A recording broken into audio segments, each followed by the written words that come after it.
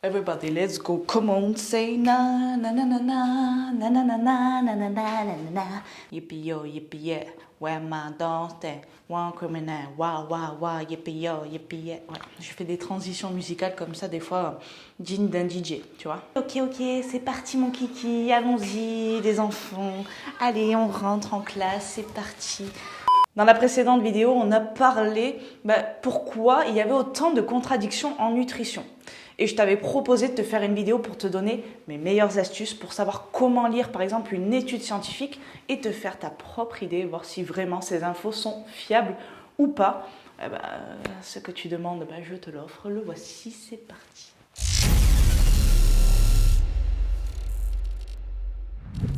Première chose que tu dois regarder lorsque tu lis une étude scientifique, c'est de quand date cette étude. C'est-à-dire, est-ce qu'il n'y a pas eu d'autres études par la suite qui ont été faites pour faire une mise à jour de celle-ci? Dans le sens où elle n'était pas terrible en fait, et les mecs se sont dit il faudrait qu'on en fasse une autre parce que c'était absolument pas fiable ce qu'on a fait. Donc finalement, ils ont refait d'autres études par la suite, prouvant en fait souvent le contraire de ce qu'ils avaient prouvé quelques années auparavant. C'est pour ça que je t'avais dit aussi que lire une seule étude scientifique ne peut pas prouver grand-chose finalement. Deuxième chose à vérifier, c'est combien de personnes ont participé à cette étude. Généralement, plus il y a de personnes et plus l'étude est fiable. Mais attention, certaines études sont faites sur certaines populations et ne sont pas forcément fiables en tant que généralité. Ça nous fait une petite transition sur le troisième conseil. Est-ce que ces études sont faites sur des personnes et pas des animaux? La phrase à retenir, tu n'es pas une souris. Tu vois, ça me fait penser aux études faites notamment sur le sucre. Les gars, I'm not ratatouille quoi. Non. Ou des rats, oui, bon, ratatouille c'est un rat, ok, d'accord. Donc, il est évident que des études faites sur des animaux seront moins fiables, beaucoup moins fiables que des études faites sur des êtres humains. Donc ça aussi, c'est une chose à vérifier extrêmement importante.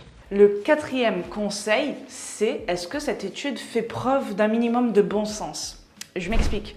Souvent, on va trouver des études prouvant les bienfaits de certains aliments, sauf que pour pouvoir obtenir ces bienfaits, il faudrait en consommer des quantités astronomiques qui nous seraient impossibles de consommer en fait. Et inversement, lorsqu'on va prouver les méfaits d'un aliment ou autre chose, ça va être également via la consommation de quantités astronomiques qu'aucun être humain ne serait capable de consommer.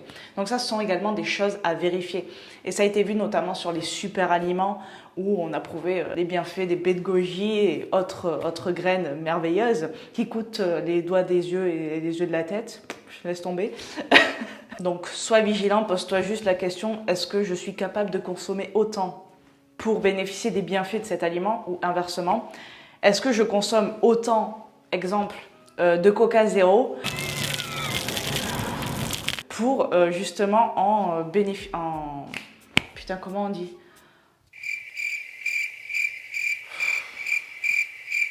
Aujourd'hui, c'est pas un cerveau que j'ai.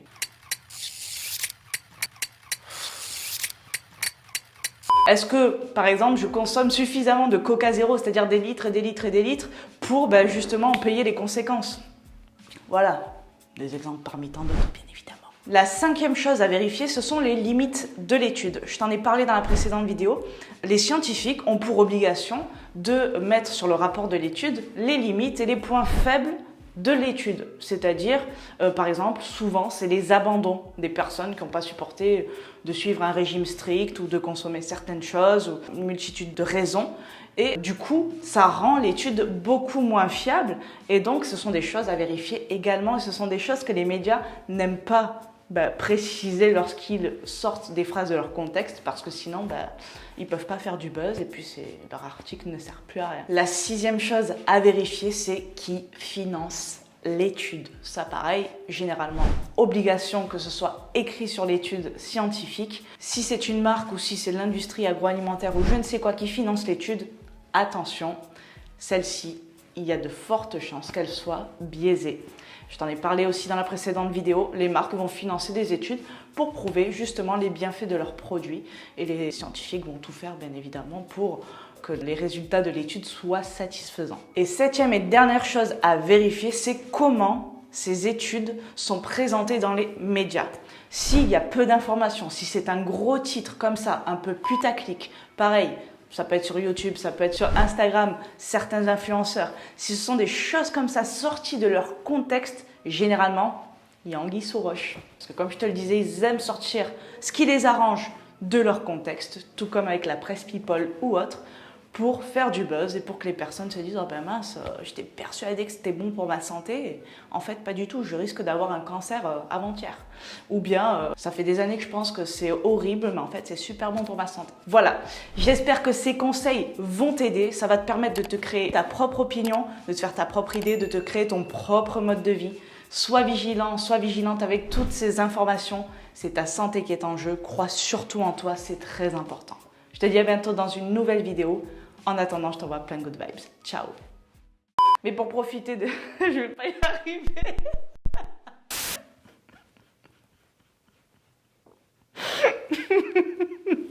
Ah putain. Qu'est-ce que je suis con. Est-ce que je consomme... Putain. Ça peut être sur YouTube, ça peut être sur Instagram. Ta propre opinion. Hein.